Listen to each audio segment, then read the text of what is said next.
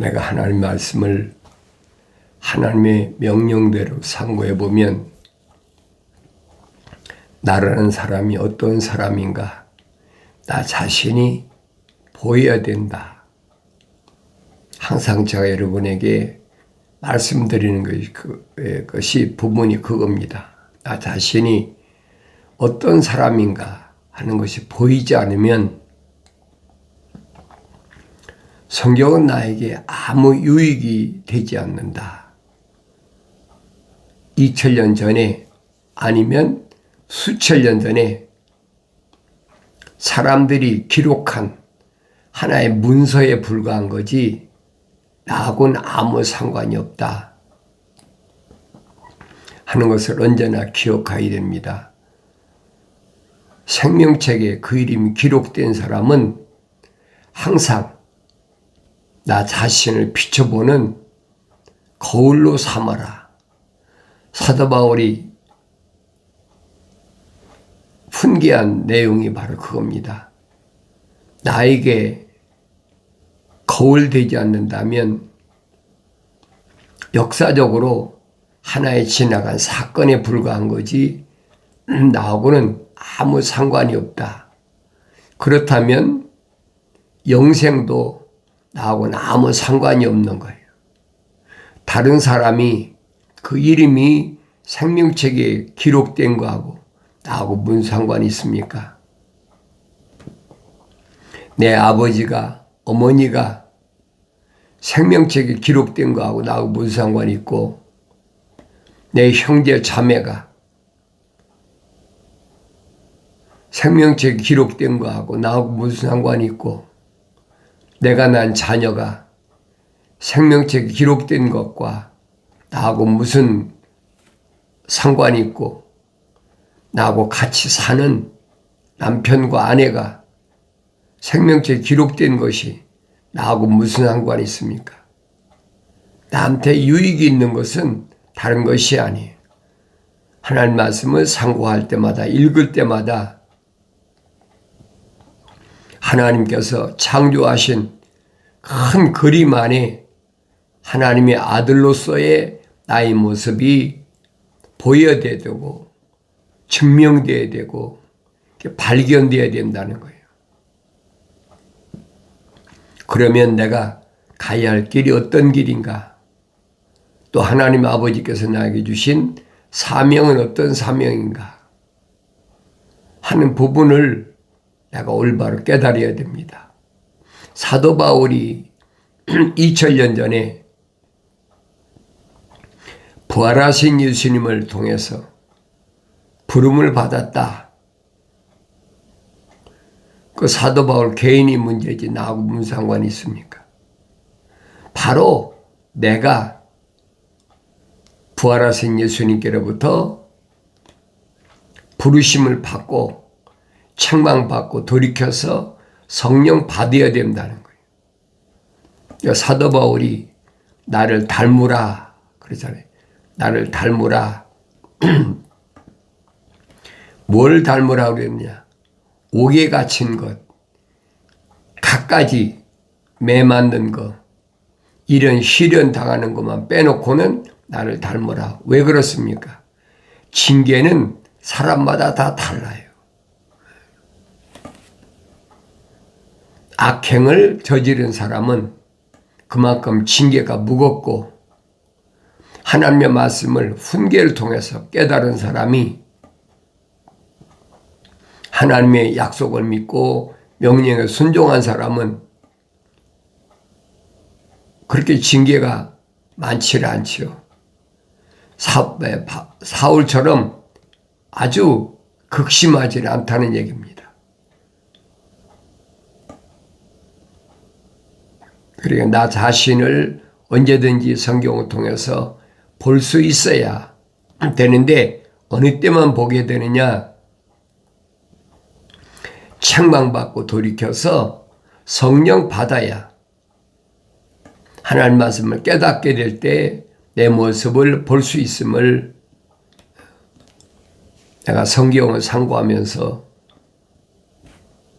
나 자신의 모습을 항상 바라볼 수 있다. 하는 것을 말씀드립니다. 다른 사람이 어떤 길을 가든 다른 사람이 어떤 일을 하든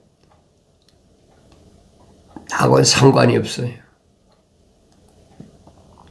왜냐하면 내 이름은 생명책에 기록되어 있고 그 사람은 생명책에 이름이 기록되어 있는지 안 되어 있는지 나는 모르잖아요.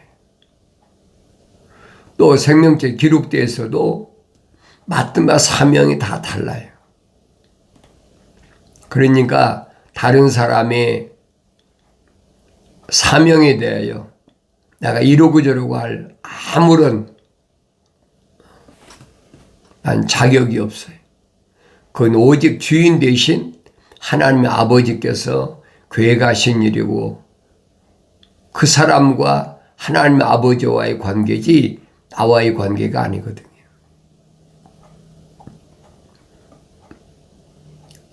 그래서 사도 바울은 특별히 마케도니아 가서 시작이 빌립보도 시작했죠. 그러니까 얼마나 마게도니아 가서 시련을 당했는지 우리가 사도행전을 통해서나 바울서신에서 잘 깨닫잖아요. 성령이 인도하셔서 발을 디뎌는 빌립보 지역에서 어떤 일이 일어났는지 성경을 안 읽고 어떻게 알아요? 다른 사람이 말해주는 거 가지고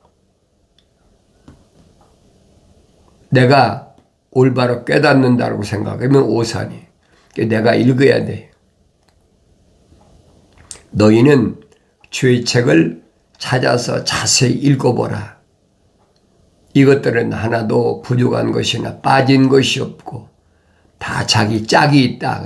짝이 있다. 약속과 명령으로 되어 있다는 거예요.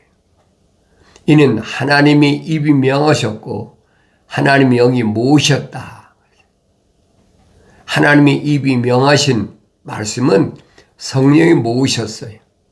성령은 창조주 하나님의 아버지께서 말씀하신 약속과 명령만 모으셨어요. 그걸 내가 책망받고 돌이켜서 성령 받아야 깨닫는다는 사실을 언제든지 기억해야 됩니다.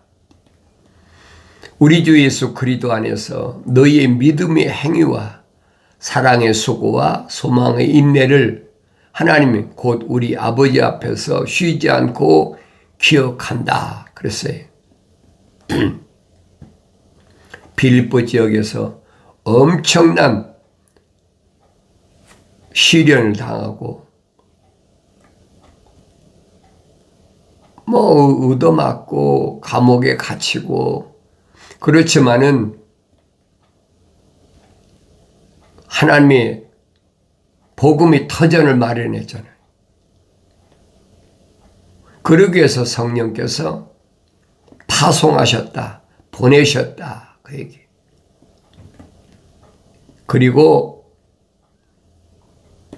빌립보를 시작으로 이제 또 데살로니가 지역에 가서 복음을 전하는데 데살로니가 지역은 어느 지역이나 마찬가지지만은 굉장히 우상이 성행한 그런 지역입니다. 그런 가운데도 하나님의 생명책에 그 이름이 기록된 사람들이 있어요. 그래서 그들이 우상 섬기는 것을 배제하고 하나님을 섬기는 일에 돌아선 사람들이 그 데살로니가 지역에 있는 부르심을 받은 교회예요. 그래서 바울은 데살로니가 전후서를 통해서 그들이 얼마나 열심히 하나님을 섬기게 됐는지, 왜냐하면 우상이 그렇게 극심한 지역에서 하나님을 섬긴다는 것은 쉬운 일이 아니거든요. 나의 사랑하는 형제들아, 너희가 하나님의 선택한 것을 아노라 그랬어요. 하나님을 선택했단 말은 그 지역의 우상이 아주 난무하다고 그럴까요? 우상 섬기는 일이 극심한 지역인데 그런 가운데서 하나님께 돌아선다는 말은 쉬운 일이 아니죠. 그 이름이 생명책에 기록된 사람이 아니면 돌아설 수가 없는 거예요. 왜냐하면 우선 그들 우상 섬기는 돌아서면 왕따 당하지요. 핍박당하지요. 시련이 오지요. 그 안 당해본 사람 몰라요. 그러니까 돌아서기 힘든 거예요. 하늘 아래는 어떤 곳이냐? 우상의 제국이다. 우상의 제국. 우상의 제국이란 말은 하나님의 생명책에 이름이 기록된 사람은 얼마 없다는 얘기예요. 얼마나 많은 사람들이 우상에 빠져 있는지 그걸 깨닫지 못한다는 거예요. 그럼 우상이 뭐냐는 거예요. 우상이 뭐냐? 육신을 섬기는 것 자체가 우상이다. 심각한 얘기 아닙니까?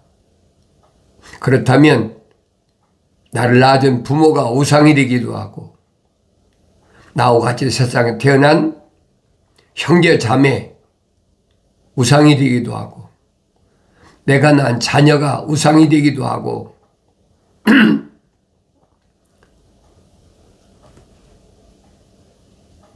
나하고 같이 사는 남편과 아내가 우상이 되기도 한다는 얘기예요. 무슨 말이냐? 창조주 하나님보다 먼저 생각하면 창조주 하나님보다 더 사랑하면 우상이 돼버리는 거예요. 그러니까 언제든지 창조주 하나님의 아버지가 제일 우선이어야 돼. 하나님의 아들이 하신 말씀이 그겁니다. 너희는 먼저 그의 나라와 그 의를 구하라. 먼저 해야 될 것이 뭐냐는 거예요. 무엇을 먹을까 입을까 마실까 그것이 문제가 아니라 그것부터 챙기면 그 자체가 우상이 된다는 거예요. 그러면 내가 하나님의 약속이 뭔지 영원한 생명이 뭔지를 모르고 뭘 먹을까 입을까 마실까 내 육신을 생각한다면 나 자체가 우상이 되어버리는 거예요. 그게 안 된다는 거예요. 하나님의 아들이 선포하신 말씀을 기억하셔야 돼요. 하나님의 아들은 먼저 하나님의 약속이 무언가를 항상 기억하라는 거예요.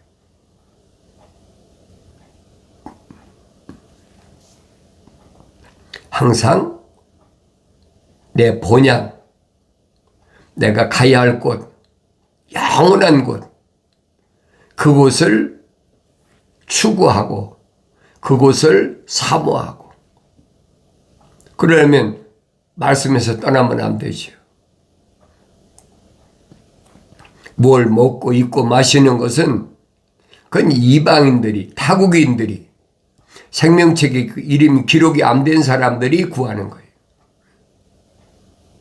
하나님의 아들이 선포하시잖아요. 하늘에 계신 너희 아버지께서는 내가 이 땅에 사는 동안에 하나님께서 주신 고유한 사명을 다 감당할 때까지는 완성될 때까지는 뭘 먹을까 입을까 마실까 그거 다 준비해 놓으셨다는 거예요. 마치 뭐처럼 출애굽한 이스라엘 백성이 광야 40년 동안 동거하는 동안에 그들이 날마다 하늘에서 만나가 내려왔고 또 그들이 원하니까 메추라기를 또 산더미같이 쌓아놓고 또 그들이 목말라 하니까 반석을 갈라서 물을 마시게 했고 그런데도 그들은 불평, 불만이 끊이지 않았어요. 그러니까 사도 바울은 말이에요. 범사에 감사하라. 그것이 생명책에 이름이 기록된 자의 참된 삶이다. 범사에 감사하라. 그러려면 쉬지 말고 기도해야 돼. 내 마음으로 기도하고 내 마음으로 찬송하고 그럴 때만이 환경을 이기기 때문에 항상 기뻐하게 된다. 승리의 기쁨이 있는 삶을 산다. 그것이 생명책에 이름이 기록된 자의 삶이다. 자연인은 해당이 없어요. 생명책 이름이 기록도 안 됐는데 억지로 기뻐한다고 억지로 기도한다고 그러고 그런 사람들은 쉬지 말고 기도한다는 말을 이해를 못하는 거예요. 깨닫지 못하는 거예요. 범사에 감사가 안 되는 겁니다. 뭔가 나한테 유익이 돼야 감사하고 뭔가 나에게 플러스가 된다. 몸이 건강하든지 비즈니스가 잘 되든지 뭐가 육신에 관한 것이 잘 될 때 그때만 감사를 착각하고 있는 거예요. 매를 맞아도 감사하고 옥에 갇혀도 감사하고 그건 징계니까 당연한 거지. 이런 하나님의 아들의 말씀 또 사도들의 증거한 말씀 왜 그들의 이름이 생명책에 다 기록되어 있거든요. 세상은 생명책에 이름 기록된 사람들을 가만 놔두질 않아요. 그런데 말씀드리는 게 세상은 만만한 곳이 아니에요. 성령 받아서 완성되기 전에는 세상은 만만한 곳이 아니에요.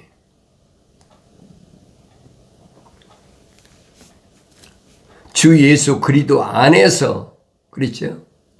주 예수 그리스도 안에는 뭐라고 그랬습니까? 사도 바울이 생명의 사랑, 생명의 성령의 법이 있다는 거예요. 예수 그리스도 안에는 그래서 나를 죄와 사망에서 해방시킨 것이 항상 주 예수 그리스도의 안에서 너희 믿음의 행위 그랬죠. 믿음의 행위는 무슨 행위입니까? 거룩한 행위예요. 하나님의 약속만 믿고 하나님 명령에 순종하는 행위. 하나님의 약속을 안 믿는데 무슨 믿음이 있고 하나님의 명령에 순종하지 않는데 무슨 거룩한 행위가 있습니까? 항상 하나님의 거룩한 생명의 호흡이 들어온 사람은 거룩한 믿음과 거룩한 행위가 뒤따른다 하는 사실을 기억해야 됩니다. 그 다음에 사랑의 수고 그랬어요. 사랑은 첼리티입니다. 러브가 아니라 첼리티. 우리말로는 그냥 사랑이니까 일반적인 사랑인 줄 알지만 이 사랑은 하나님의 속성이에요. 하나님의 가지신 속성. 이 사랑은 공의의 사랑이에요. 사랑은 덮는 것이다. 그러니까 무조건 다 덮는 것으로 생각하면 큰 오산이에요. 그럼 실패하는 거예요. 첼리티. 하나님의 사랑은 어떤 사랑이냐? 공의의 사랑이다. 하나님의 약속만 믿고 하나님 명령에 순종할 때만이 모든 허물을 덮어주는 거예요. 이게 공의의 사랑이에요. 이것이 성막이라는 거예요. 그걸 깨달아야 돼요. 성령 받기 전에는 어렸을 때는 깨닫지 못하지. 소망의 인내를 그랬죠. 소망, 바란다. 하나님의 약속만 믿고 명령에 순종하는 사람은 소망이 있죠. 그 사도 베드로는 뭐라고 그럽니까? 하나님의 아들이 십자가 못 박혀 죽으셨다가 3일 만에 부활하심으로 그랬죠.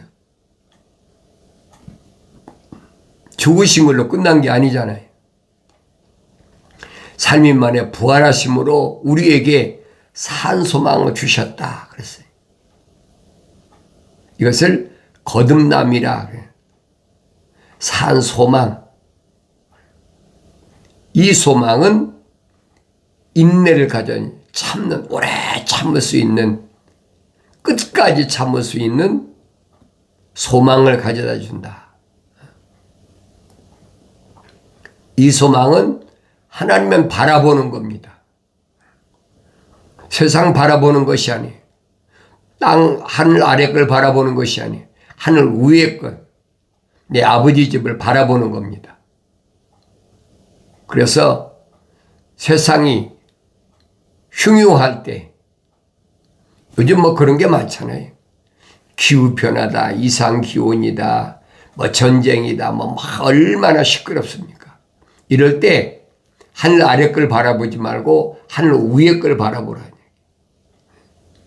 하늘 위에 걸 바라보아야 될 사람은 누구만, 생명책에 그 이름이 기록된 사람만 바라보는 거예요. 그런데 하늘 아래 세상에 너무 분대한 것이 많으니까 욥과 같은 사람은 하나님의 종으로 하나님이 인정하시는데도 세상에 너무 분주한 게 많으니까 낙타가 수천 마리, 양떼가 수천 마리, 또 뭐 소가 몇백 마리, 그러니까 거기에 관리하는 사람도 얼마나 많습니까? 자녀도 10남매나 되죠. 그러니까 하나님을 바라봐야 되는데 하나님을 바라보지를 못해. 하나님은 뭘 원하시느냐? 나를 바라봐라. 항상 그게 소망이에요. 하나님은 그걸 원하시는 거예요. 그 욥이 나중에 고백하잖아요. 내가 전에는 하나님 말씀을 귀로만 들었습니다. 그래서 귀로만 들었다. 믿음의 사람이, 바울이 설명하잖아요. 믿음은 하나님의 말씀을 들으면서 난다. 믿음의 사람이. 그런데 세상에 너무 재산이 많다 보니까, 그 관리하다 보니까 하나님 바라보기보다는 이번에 얼마든지 감사하지요. 자녀들이 10남매나 되니까 생일잔치가 끝나면 자녀들이 범죄했을까봐 번제드리고 다 하잖아요. 근데 하나님은 그것을 원하시는 것이 아니에요. 나를 바라보라는 거예요. 무슨 말씀인가 올바로 잘 아셔야 돼요. 그래서 소망. 이 소망은 인내를 가져다 준다. 욥이 고백하잖아요. 이제는 내가 주를 바라봅니다. 하나님 원하시는 것은 나를 바라봐라.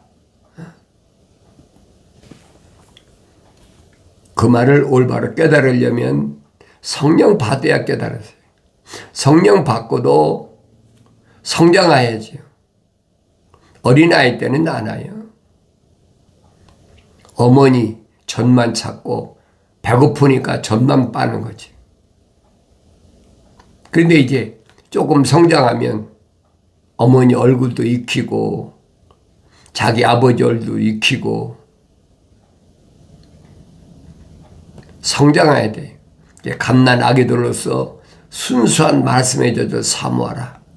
먹고 자라나서 자야 돼. 자라나야 돼. 젖을 먹지 않으면 어린아이가 자라나서 성령 받으면 부지런히 말씀을 먹고 자라나야 돼요. 자라나면 알게 되지요. 하나님 아버지의 인자하심을 맛보게 됐다. 하나님의 아버지의 인자하심을, 사랑을 맛봤을 때 그 사람이 제사장의 사명을 감당하는 거예요.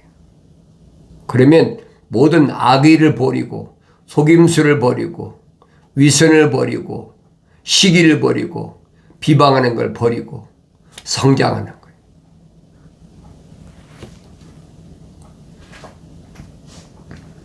곧 우리 아버지 앞에서 쉬지 않고 기억한다.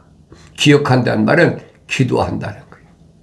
기억나기 때문에 사랑하는 형제들아, 너희가 그 우상이 많은 데살로니가 지방에서 하나님을 선택한 것, 너 이름이 생명책에 기록되었기 때문이다. 이는 우리의 복음이 말로만 너희에게 이른 것이 아니라 능력과 성령과 대단한 확신으로 되었으니 우리가 너희 가운데서 너희를 위하여 어떻게 했다는 것을 너희도 아는 바라. 바울이나 동행한 실로아노나 또 디모데가 어떻게 데살로니가 지역에서 열심히 성도들에게 본이 되었는지 바울이 자신 있게 설명하는 거예요. 또 너희가 성령의 기쁨으로 많은 환난 가운데서 그 말씀을 받아들여 우리와 주를 따르는 자들이 되었으므로 그랬지요. 성령이 너에게 주신 기쁨, 성령은 아무나 임하는 게 아니에요. 자연인은 성령이 임하지 않아요. 생명책에 그 이름이 기록된 사람. 하나님의 아들은 뭐라고 말씀하십니까? 영이 가난한 자는 복이 있나니, 그렇죠? 천국이 저희 것이다. 천국이 주인이라니. 영이 가난하다는 말은 생명책에 이름 기록된 사람이 책망받고 돌이켜서 성령 받으면 말입니다. 시작된 거예요. 그 사람은 누구냐? 복 있는 사람이다. 하나님이 간섭하시는 사람이다. 하나님의 간섭 속에 들어온 사람이다. 그 사람은 천국의 주인이다. 하나님의 아들이 선포하신 말씀을 그대로 선포하는 거예요. 왜? 한 성령이시니까.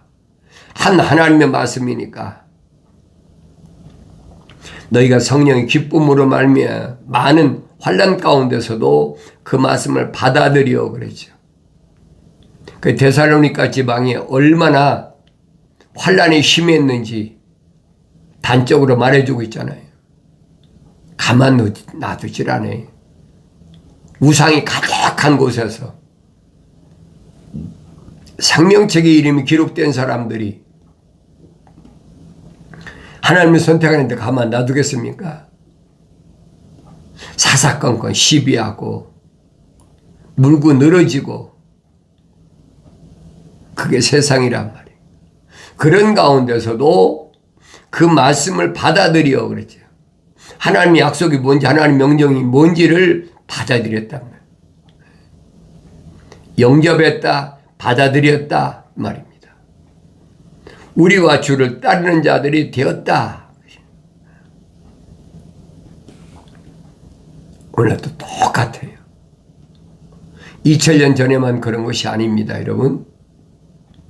이건 세상 끝날까지 마찬가지. 이런 가운데서도 사도들이 칭찬할 만큼 그렇게 신실한 그런 성도가 됐다. 2000년 전에 데살로니가 지역에 있는 사람들이 국한되면 나하고는 아무 상관이 없어요. 오늘 내가 사도 바울이나 그 동료들에게 칭찬받는 이런 삶이 내가 되어야 된다는 사실을 기억하시고 책망받았을 때 기회를 놓치지 마시고 빨리 돌이켜서 성령 받아서 완성됨으로 하나님 아버지를 기쁘게 해드리는 복된 삶을 살아가길 바랍니다.